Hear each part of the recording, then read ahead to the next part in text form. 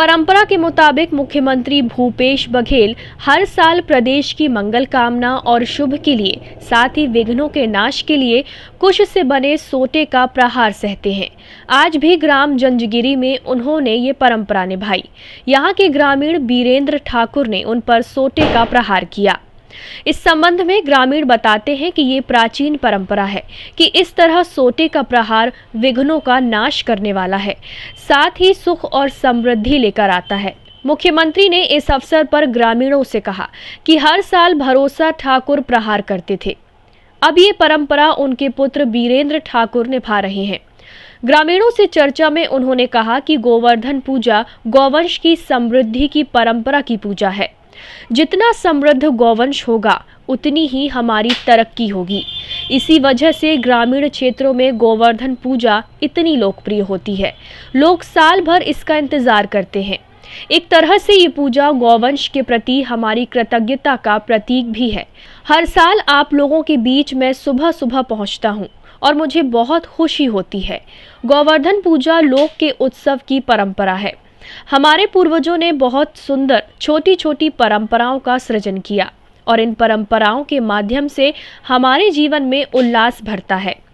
आज आप सबके बीच पहुंचकर और इस हर्षित जन समूह को देखकर मेरा मन हर्ष से भर गया है। गोवर्धन पूजा और गौरा गौरी पूजा मिट्टी के प्रति गहरे अनुराग का उत्सव है। उल्लास से भरे आप लोगों के चेहरे देखकर अनुभव होता है कि हमारा प्रदेश सांस्कृतिक रूप से कितना समृद्ध है और हम इस सांस्कृतिक समृद्धि को किस तरह धरोहर के रूप में सहेजे हुए हैं। मुख्यमंत्री ने इस अवसर पर कहा कि अपनी माटी की अस्मिता को सहेजना, उसका संवर्धन करना हम सबका कर्तव्य है। कितनी सुंदर परंपराएं हमारे छत्तीसगढ़ की हैं। इस बात की आशंका थी कि धीरे धीरे ये परंपराएं कहीं विस्मृत न हो जाएं।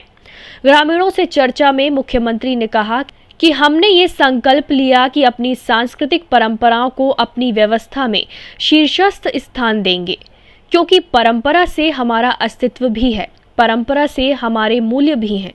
मुख्यमंत्री ने कहा कि हमारी ग्रामीण संस्कृति के पर्व कृषि को बढ़ावा देने वाले पर्व हैं। पर्व के माध्यम से हम जमीन से जुड़ते हैं।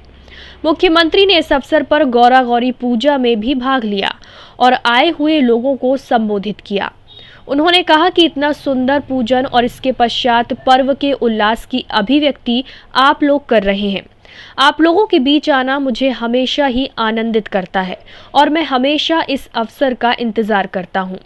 इस अवसर पर मैं कामना करता हूँ कि हमारा प्रदेश निरंतर तरक्की की राह पर आगे बढ़े। आपके जीवन में खुशियाँ आए, आपके लिए मैं मंगल कामनाएं करता हूँ। टाइम 8 छत्तीसगढ़ के लिए दुर्ग से अभिषेक झा की रिपोर्ट।